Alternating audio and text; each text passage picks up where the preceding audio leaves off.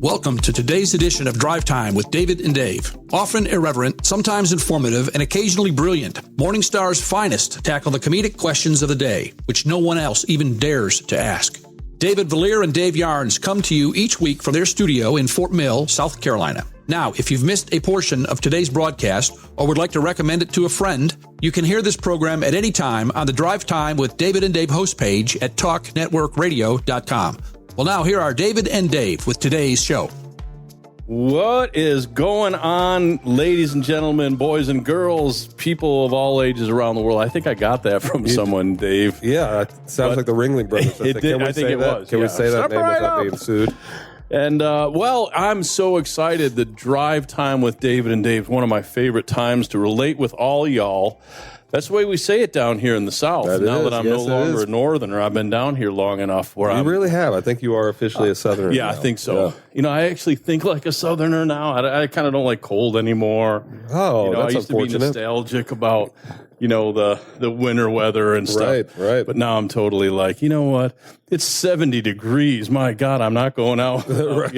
It's freezing out there. Maybe I'm a Northerner at heart because I love cold. Do you? I love it. Do you like the snow and stuff? Yes, I can't wait. I know we don't really get a lot here, but I just want cold weather. Yeah, snow in Cajun country, never, right? Never, not one time. Yeah, I think of Cajun country, I think like swampy, mosquitoes, kind of That's like all warm. accurate, Yeah. just miserable, like you got out of a hot shower, hell's armpit, yeah, something like that. Well, ladies and gentlemen, God's good. He's on the throne. If you just happen to stumble on this, it's because, I don't know, maybe they're led? Yeah, you could be led by the Holy Spirit, or you went down and took the wrong turn, and you are miserably lost. You were searching something on the web, right? And but we are apparently those people that do such things have rated us G. Oh, that's cool. Yeah, that's really cool. And then we've got thousands and thousands of people. I think one of our thing hit like 50,000 people. Wow. How cool is that? That's very cool. So we've kind of hit our groove with learning about stuff and, talking about things that maybe other people don't know. Right. And here's where you find them out. On the Drive Time with David and Dave. And by the way, I'm Dave Yarnes. And I'm David Vallier. So here are some things. I think this is really cool because I'm going to pose these to you as, is this something that you would want or agree with? Okay. These are weird inventions that actually exist. Wow. Okay. Now, at least one of these might be something you're like, oh, my Lord, all my life I've wanted that thing. Right. Okay, so here's one. You ready? Shoe umbrellas. These umbrellas are not meant for keeping your feet dry. They're innovated to protect expensive shoes from water. They're actually little, tiny umbrellas, and they have a thing they clasp on the toe of your shoe. So interesting. Shoe umbrella.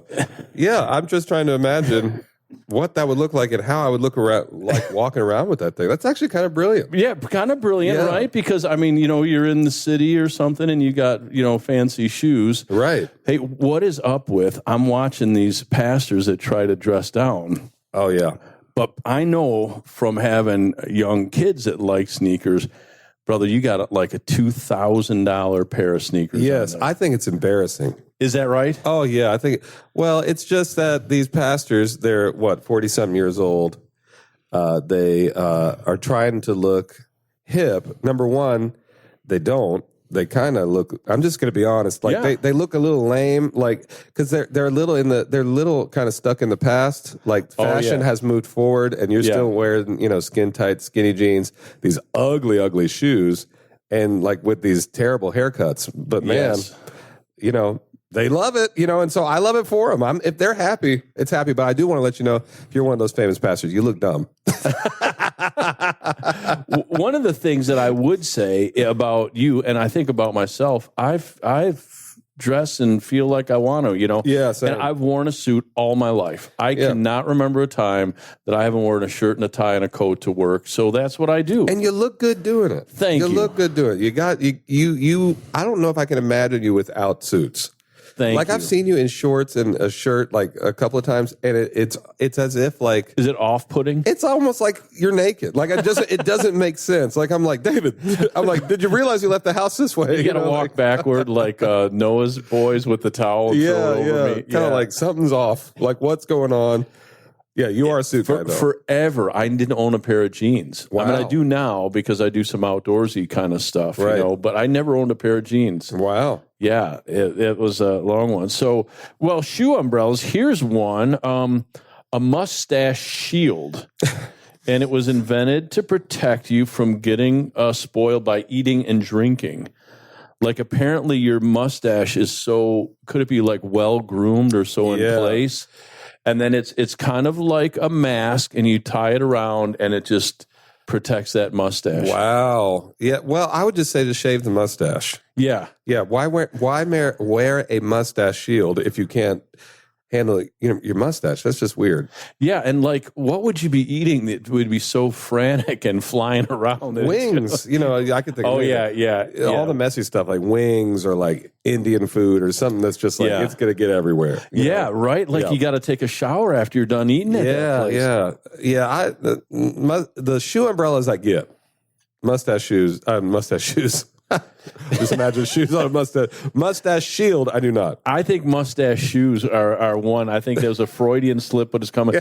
So I love that people are creative like this. Yes. Though, like can't we do this with church? Right. Like, I hear these people say, hey, we're going to, revolutionize church. And their big deal is like, we're going to start at 10:30 instead of 11. Right. Let's shake it up, man. Yeah. Let's do something different, Right. Like, I don't know, like maybe, song offering. I mean, like, now you've traveled a bit and you do worship for not only Morningstar, but many places. Is it very formulaic out there? Yes, incredibly formulaic. Yeah, Morningstar is it's a standalone. There's not many people that do it like Morningstar. And so I would definitely say, yeah, it's very formulaic. It's like, do your 2 fast songs, your 1 medium song, and then your slow song, altar call. Morningstar's not like that. You never know what you're going to get. You never know what you're going to get. Or conference or anything like that. Yeah, but a lot of places, it's like, do they come up to you and say, hey, listen, you're only going to do like 16 minutes? Absolutely. Yeah. Some timed out to the T. And I don't know how to function in that. I'm like, wait, what do you mean? That's going to be a half a song. 3, 2, 1, we're off. Yeah. Pretty much. Yeah. What I want to say is that God is... And it just shuts off. And you're done. Yeah. Yeah.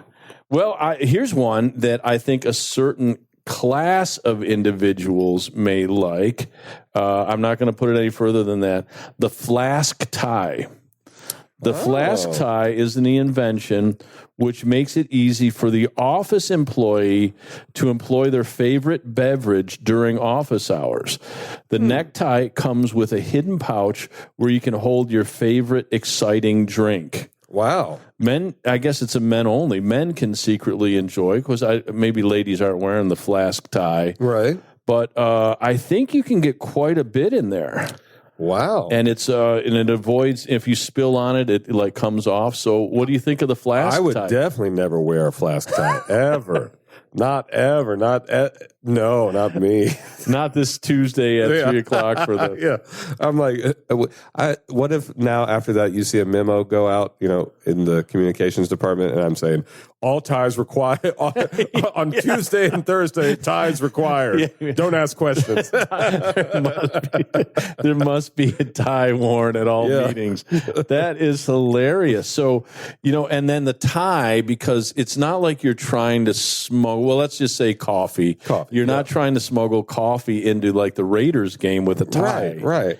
It's definitely a business thing. Yeah. Well, like what if you're at the boringest meeting ever? Yeah, and then like they keep seeing you kind of just slowly hovering over your drink with your tie, and they're like, "What are you doing?" You're like, "Stretching." I'm just stretching. You're like,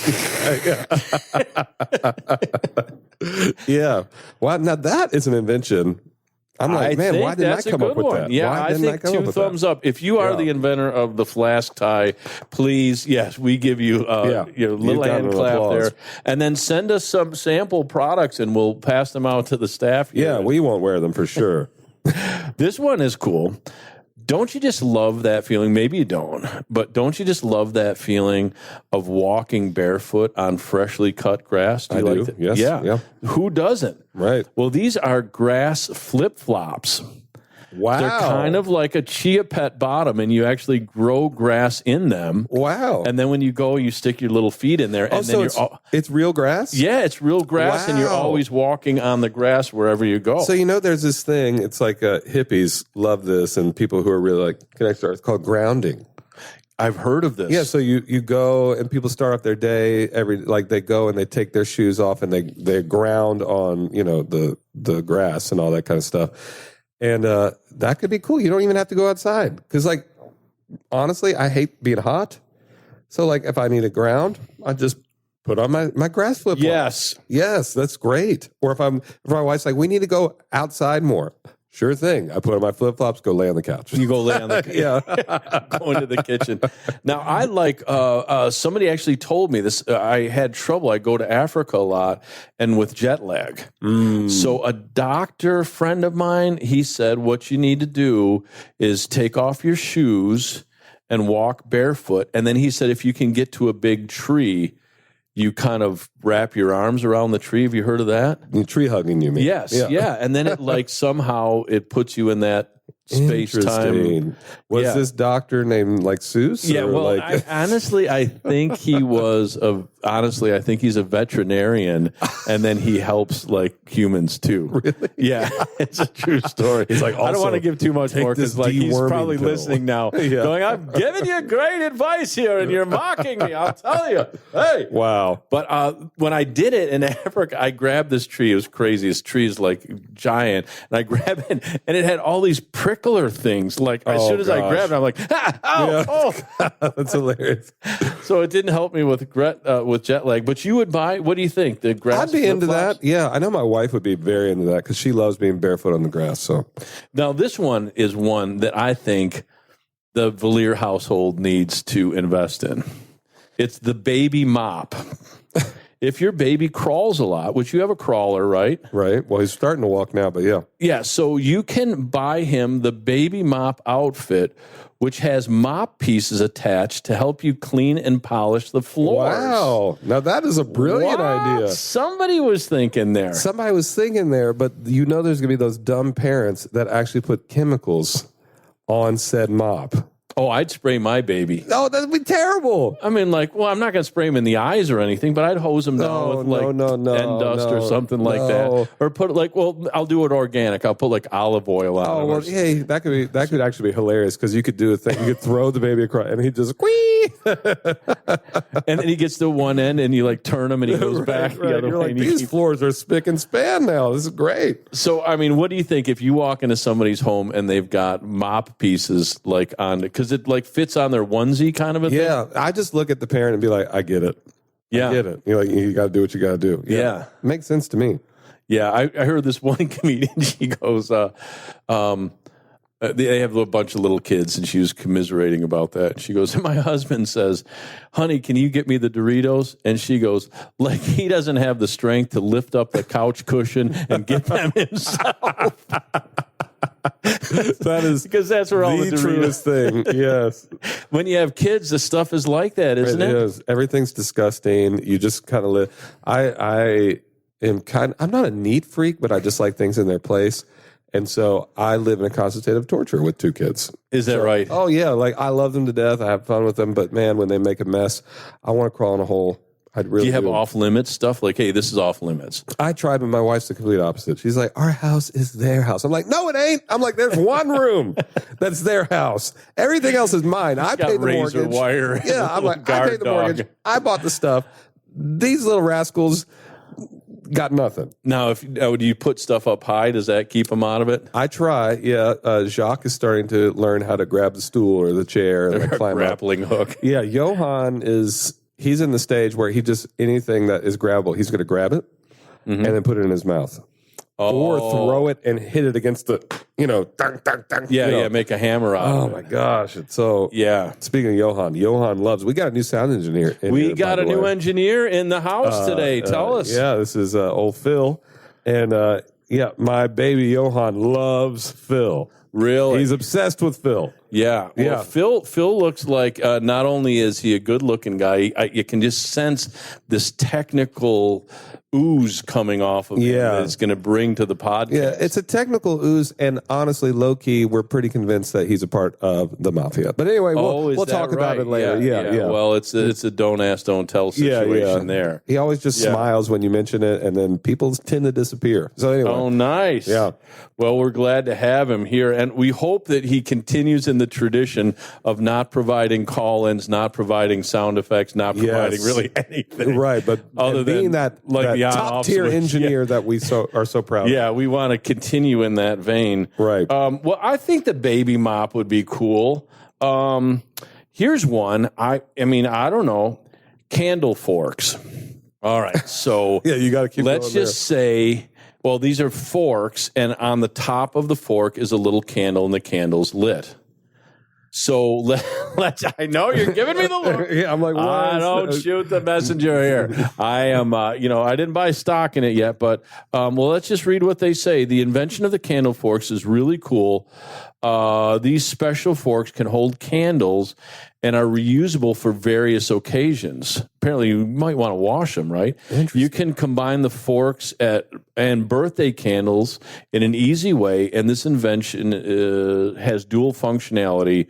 No more running around finding forks for during parties for your guests. Well, you live in a cave? Yeah, That's what I'm saying. Pitch black, like outer darkness? Are you in a black hole? Right.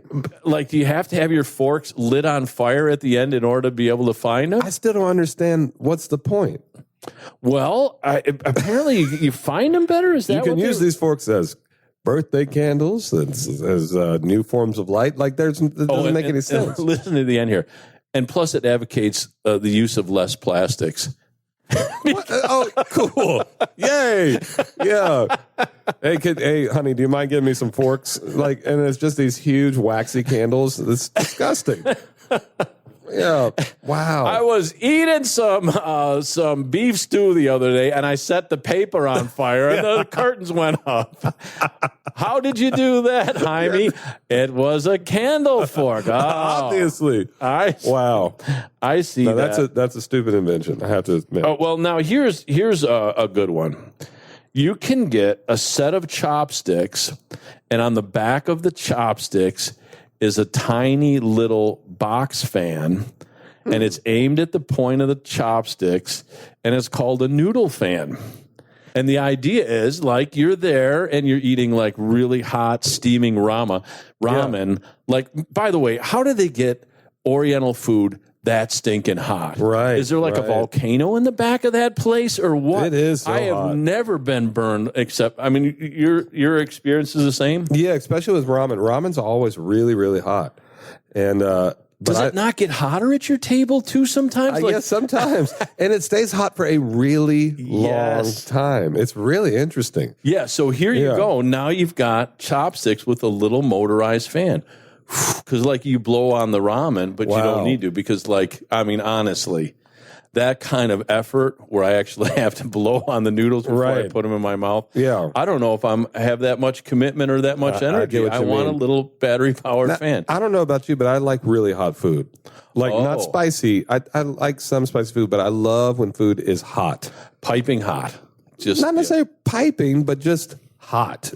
Yeah. Not room temperature, not warm, hot. Like right off the stove. What will you eat that's cold? Well, let me give you an example. I don't know what I would eat that's cold, but I'll tell you one thing. I remember my wife was talking up lobster rolls to me, right? Oh, I love lobster rolls. They're so good. Tell me, I don't know if I know what a lobster roll is. It's exactly what it's like a... like a hamburger bun? A roll of lobster. I mean, I don't know what else to say. It's like a... Does it have a roll on it or no? Now that you ask me that, I can't remember what it looks like. All right. Okay, I got to look it up. Lobster roll. But like it... here's the thing that disappointed me. I was thinking hot, buttery lobster, right? Yes, which everybody loves. Lobster rolls are cold. And I remember I just put my nose up and I was like, ugh, I'm not going to eat this because it was cold. I want the hot, buttery lobster. Okay, here we go. This is what a lobster roll looks like. Lobster roll, it's honestly, it's lobster in like a sandwich, but the lobster is cold. Yeah, I'm not up for that. And I'm trying to get a picture of it. I've never tried one, but I'm not envisioning it. Look, Like right here. I'm showing him a picture. Oh no, everyone. I see it. Yeah. So it's like a hot dog roll or something like that. But it's cold. And I just thought to myself, this is disappointing. This is deception.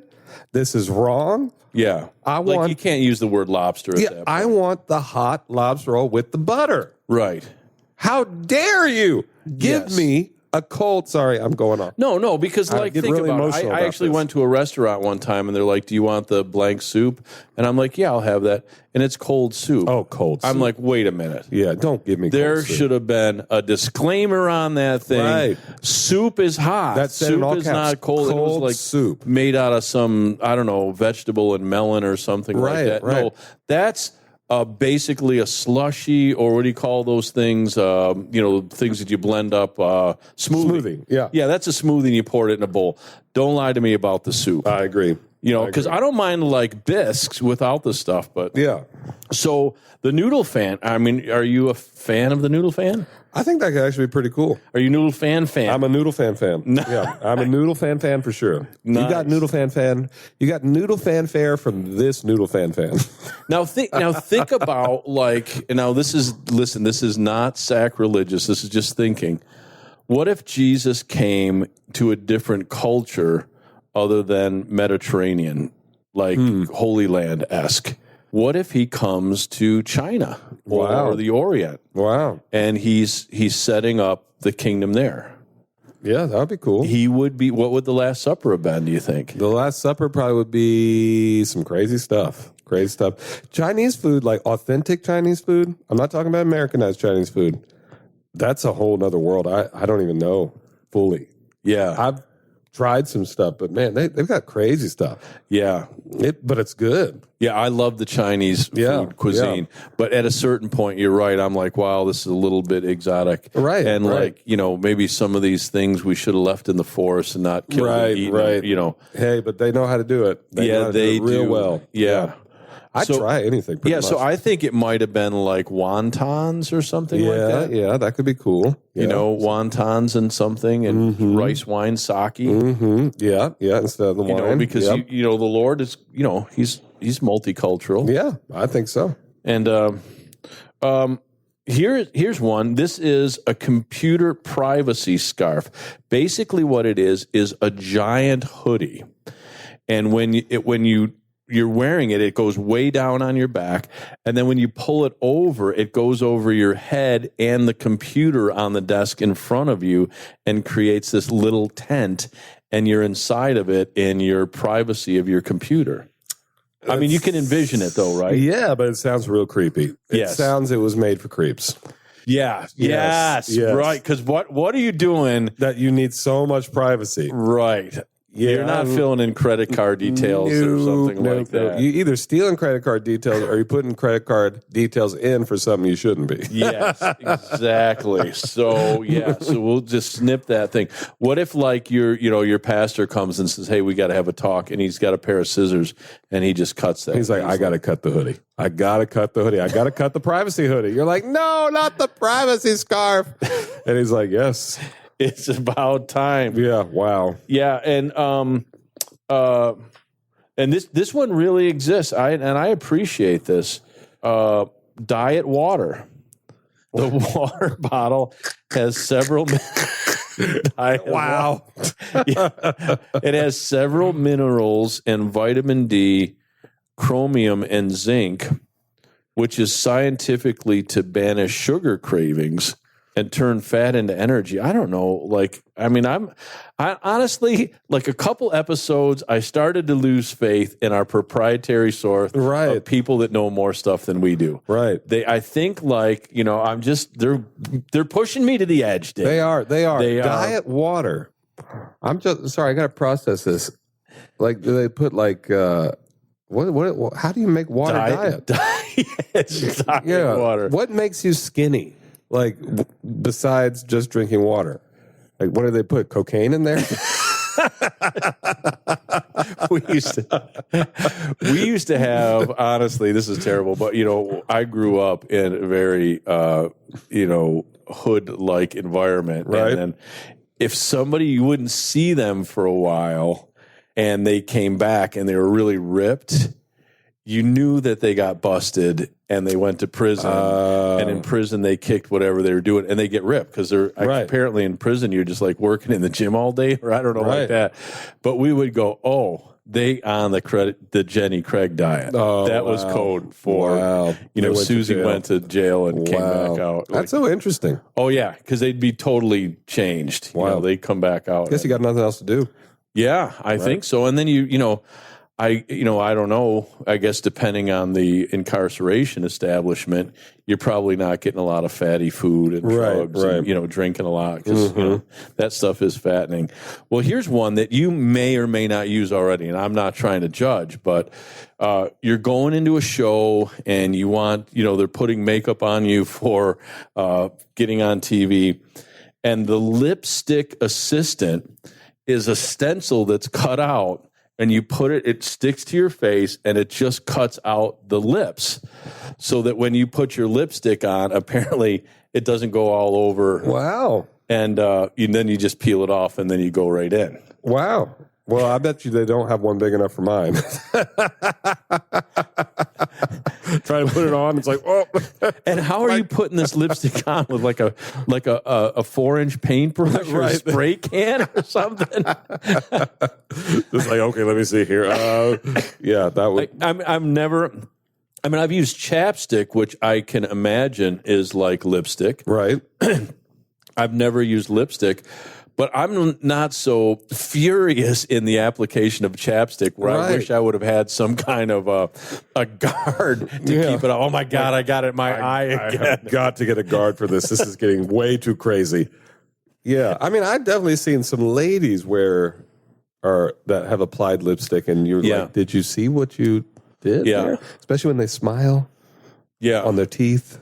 Oh, yeah. You know what I'm saying? Yeah. I'm just saying, like, that used to be real prevalent back in the day, like in the 90s. Yeah, and especially at church, too, right? Yes, I was about to say, especially like Sunday school teachers. It was like they would smile, and you were like, oh, like, what happened? Now, because I think this is a segue to wax spiritual here a little bit.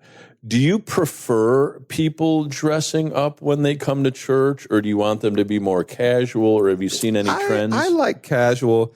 Honestly, to me, when people dress up at church, it makes it feel stiff. Okay. I like people when people are just comfy, and that's probably something of my past because I grew up in such a stiff environment church-wise. So, when I came to Morningstar and I saw, the pastors and leaders wearing fishing vests. Let's just be honest. Fishing vests, not a fishing vest, a collared shirt, a what do you call it? A blazer and sweatpants. I was like, I'm home. You're free. I was like, these people get me. Now, let me ask you this: have you seen it go to an extreme where you're like, "Gosh, I wish this is way too comfortable"? I got a story. Oh, come on. This goes in. Is it a crazy one? This might get us out of our G category. Okay. Well, I did say cocaine earlier, so maybe that, yeah. But you weren't advocating. That's right. Okay, so one time I was on a trip with Susie and Cameron and Leonard Jones in England. Okay. All right. And this is such a bad story. It sounds like it's bound for some chicanery, tomfoolery. Yeah. Well, we were at this church, and it was a very, just European church. And, Europeans are just a lot more laid back than Americans, right? It's just. Wait. What? Yes. Really? Yes. Especially when it comes to church. Like, okay. It's very laid back. So anyway, we're in a meeting, and there is two things that happened. I'll tell you the first one, which was the most extreme. The second one's just kind of like a whatever. But Leonard is doing this worship song, and I'm really wrestling if I should tell the story. Leonard's doing this worship song, and it's called, the words are, and they all fall down, whatever. Okay. Well, a lady was just dressed extremely casually, let's just say that, and loosely. And she's dancing. She's dancing around up front, just as hard as she can, really worshiping the Lord, pure heart and everything.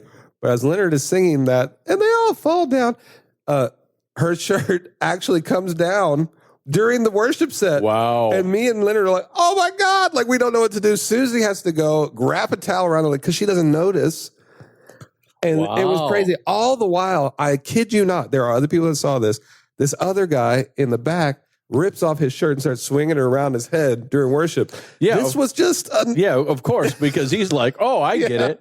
We're in the shirtless mode here of worship. So, yes, I have seen it get a little too kids cozy. are in the nursery ripping off their shirts. I mean, that's a real story. That is for real. Now, I'm wondering if I get to the point ever where I am worshiping where parts of my clothing come off and I'm not aware. I don't think so. I don't know that I think I would be aware. Yeah, I'd be really aware. I think it's cool, but I think it's cool. I think that people are worshiping let's just explain. Topless worship is not It's cool. not cool, but just to worship so hard you don't even know what you're doing. That's cool, but okay. Yeah, it was. Yeah, see, this is our last episode. Yeah, I told you I was wrestling with the story, but it's a real story. It had to be told. Yeah, no, I think that's it. I think I'll tell the one that comes to my mind. I was actually leading worship back in the day. I know, just got to go back. And it was at this outdoor concert, and it was incredible. And I love the song we were doing. And I jump off the stage. I wasn't crowd surfing, but I was jumping off the stage, like right in the middle of a song. And I totally misjudged how high the stage was at this outdoor thing. And I hit the ground and just everything, the cordless mic and the cordless guitar stuff, everything just went everywhere. That is incredible. And instead of being this like really emphatic, because I wasn't doing it like for showmanship, I'm like, man, this is exciting. I'm going to go run and jump off the stage. Right. Oh, gosh. I'm glad you didn't break anything, though. Yeah, I didn't. Good. I kind of tucked and rolled with the guitar and then kind of came to, there's like a roadie trying to help me, like, oh my God, what'd you do that for? Right. You're like, it was on purpose. Have you done crazy stuff? From the stage? Yeah. I crowd surfed once in Brazil. Nice. And there were like 2,000 or 3,000 people. And I realized then there that I hate being touched. It was it was one of those things. As soon as it happened, I was like, all these strangers are touching me. Get off of me! And you want to push me back the other way. I was like, but it was. I think I have a picture of it somewhere. But yeah. Oh, that's cool though. I mean, like for a musician, that's like. Yeah, it was cool. It was fun. I think it's interesting to have worship be that. What is it about it? Like when I'm going through the dial on my radio, Scan or Seek or something like that. I'm like, oh, that's a Christian song. I've never heard it before in my life, and it could be rock, could be country, it could be. Yeah. But what is it like? Because like immediately I know, is it lack of production quality? Well, it's just the same cheesy chord progressions most of the time. Just being honest. Yeah. And kind of the quality of the production. Yeah. Which usually is lackluster. Yes. Just being honest. So I want to challenge, if you are a Christian musician out there, bring it up a notch. Yeah. You're supposed to be the innovators. Innovator. What's that thing that they play in like Australia, New Zealand, that big like didgeridoo. Yes. So you want some didgeridoo We worship. want some more didgeridoo worship. Exactly. And then in Polish music, which I have to represent, well, what do you call the accordions? Accordion. We used to do accordions at Morningstar back in the day. Remember I showed you that song? Oh yes, and it's a Morningstar polka song. And I loved it. Exists. It really does. I loved it. It has the polka beat. But hey, what do you think about can the didgeridoo and the accordion? Can they go together? Yeah, might as well try it. Nice. Might as well try it. Who was it that used to come? Was it Helser, and he would have the craziest exotic instruments, and Leonard Jones would have a bunch of like crazy like things that are made in other countries and. Yeah, you don't do that, right? You just got basically a cup holder. Yeah. I got a cup holder, and then we are real into like percussion and like synths and stuff like that. Yeah. So now you've like electrified all this stuff. Yeah, we like to go to space. Yes. Instead of going to like the jungle. Yes. We're like let's go venture the spatial planes. But even if you wanted to you could be like, hey Jim, push 129 on this incredible synthesizer. Yeah, and then we could have like computer. sitar and like all kinds of stuff. Yeah, we could. It'd be cool. So instead of like lugging it around, now you've got you just got all the sounds right there. Yeah, that's what Samwise does. Samwise is the sound. He is. Him and John. Yep. Yeah. Well, we'll. I think our new studio technician, just based on the lack of sound effects and lack of tight loop editing, he's quality. I think he's quality. Yeah, he is quality. Vibrating jeans. All right, now think about this one. You're waiting on that important call, and you're in a loud area, but you really got to catch this. And the vibrating thing on your phone is not enough. Your jeans can actually vibrate. Wow. And you can get notifications and a feeling of love, like your whole, yeah. So, but it's designed to alert you to when your phone rings because you could be jet lagged, it says. Wow. And then you might not be able to answer it. So, I have a lot of thoughts on that. So back to that Baby Mop. Here's one you've got. Let's move right along from that one. The cutting board bird feeder. All right, now you got a bunch of French baguettes. Right. And you're cutting them up. Now picture this. You got a big cutting. Vibrating jeans. The vibrating jeans. You want to go back to it. All right, I'll pull that out. It's not. I don't think it's there to give you any type of a massage. I mean, I am defensive about this thing. I think it's supposed to be there so that it can notify you. Yeah, you can notify you. Now, like, because then I would know, right? Exactly. I'm like, Mom's calling.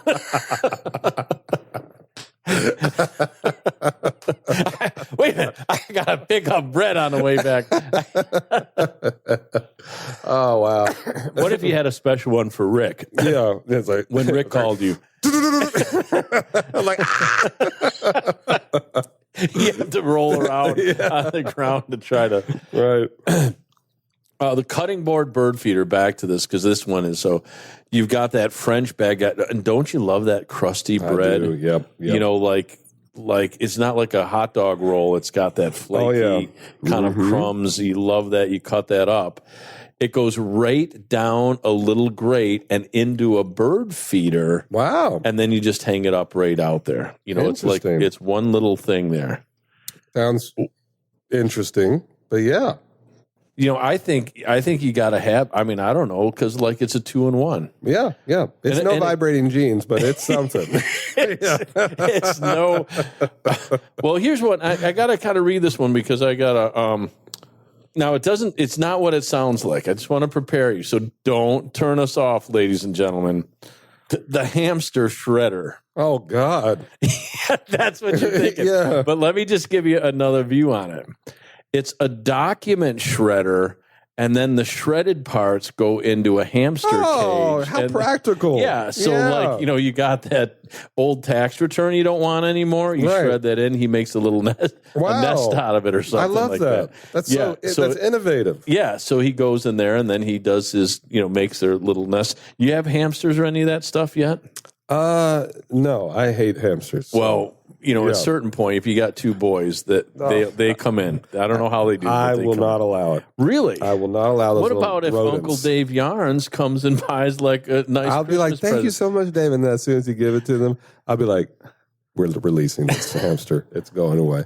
And if Uncle Dave asks about it, just say he's doing great. Thanks. Yeah, we had every manner of those creatures. I had 3 boys, every man, and now the only thing, you met my dog. My dog was basically good for nothing. I mean, he would not fetch a ball. He wouldn't do anything. He was he was cool. He was my buddy. Yep. But the one thing he could do is he could find the gerbil and the hamster when they escaped. Wow. Would he try to eat it? No. It was, I tell you, it was the craziest thing.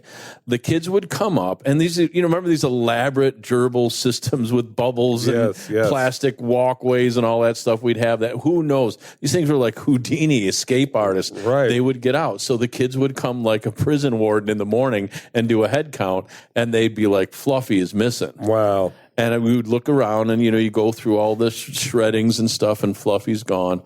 I would call Long Dog and I would talk to him like a human being. I'd say, hey, one of the gerbils got out. We'd walk upstairs together and he'd look at the cage and he'd figure out which one was missing. Wow. And then he would begin like finding it. And he's got a hold of it and he would go down the hall because they travel. Like the gerbils are, they're remarkably, they'll go from room to room. Right. And then he would find it and then he'd want a Wow. treat. He's like, here it is. It's underneath this laundry basket. Give me a treat. Wow. I'll go back down. He did it all the time. As a matter of fact, one time he goes down the hall and he comes to this little kid's chair. It's like a foam chair, like about 2 feet high. And he's pointing to it like it's in the chair. I take the chair cushion off. I look around. I do the thing. And I'm like, it's not in there. He looks at me and he's indignant. He's mad that how dare I second guess his like canine nostrils. He's like the nose. Yeah, he's like, again, I'm like, hey, buddy, you missed it on this one. I was mocking him a little bit. And he looks at it again and he paws it now. He's pushing it. And sure enough, I flip the chair over and there's a tiny little hole on the bottom. The thing called up inside. Wow. And now he puts his paw like twice. Like that's 2 treats for the mockery. So, hey, it is getting to be an incredible time here at Morningstar. I've not seen things so lively since I don't know when. But what do you think? I mean, it's a great time to be here. It's a good time to come and check us out, really. Lots going on, and, weather's turning beautiful. So the freedom in things, right? Yeah. I mean, that's what I hear over and over again, and you really are such a big part of that, creating the freedom. Yeah. Best place to worship in the world, in my opinion. Always and forever. So you got to come visit. Come to Morningstar from wherever you are.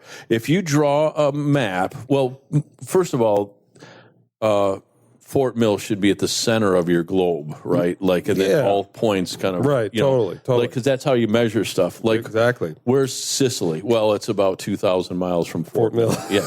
That's how you should do stuff. So if you put there, just draw a line to Fort Mill and then say, oh, okay, I've got 1 plane or 2 planes or an hour drive or a 3-hour drive, and then come and see us. So I want to ask you this one. I want to do a throwdown. Like, what do we call it when somebody's served? I don't understand the culture, but like if you're throwing down, you're issuing a challenge. Oh, okay, yes. Throw it out a challenge. Yeah, throw it down a challenge. Yeah, that we do at the KBA conference. A David and Dave DriveTime Live. I think we should. It has to happen. It has to happen. Yeah. So we'll put that together because the two of us. I mean, other than Rick could definitely put the kibosh on it. Especially if we send out people fleeing out the door. He doesn't have to know about it. So what's that? He doesn't have to know about it. So ladies and gentlemen, Dave Vallier, who is apparently not going to be working here anymore. No, we don't have. We can just do a live drive time with David and Dave. Exactly. And we could do. I'll tell you what. We could do mockery of all kinds of. It'd be awesome. Yeah. Yes. So come to the KBA conference coming up, and we're certainly glad to have you. So, Dave, I don't think we touched on a single spiritual note. No, we did. You kind of went there for a minute. Did I? With the vibrating jeans? No. I forgot about the vibrating jeans. I mean, let's just do this because we owe it to our listeners to provide not only the quality, not quantity, quality material, but also the spiritual insight. Yes. So where are you in life? I mean, like, what's going on with you? You've got babies and a beautiful wife, and just living the life, trying to really follow the Lord and where He's leading us in this season, and just kind of leaning in. What do you do to keep from being complacent? Because I find like I think as you get older, you're less likely to go on a shooting spree and knock off a 7-Eleven. Right. Well, but you are likely to be like complacent or, have that sense of I don't know, you just lose your fire and you want that back. I just try to stay as passionate as I can. I was actually telling some of my students today, it's like, the Lord's not looking for perfection. He's looking for devotion. So I just try to stay as devoted as I can. Even if I mess up or I get frustrated or I get mad or I get discouraged, I just try to stay as devoted as possible. And that keeps me going. That keeps me steady. Oh, that is good. So, because to me, devotion is just saying, I'm going to give you my yes no matter what. Yeah. And so that's what I try to do every day. Man, that is simple, but it's really beautiful. Mm-hmm. I mean, it's like the gospel itself. If you're out there and I don't know what you're facing, it could be fear. You could have a pair of vibrating pants that have just gone off. Have gone wrong. and then you are, you can always turn to the Lord. Yeah.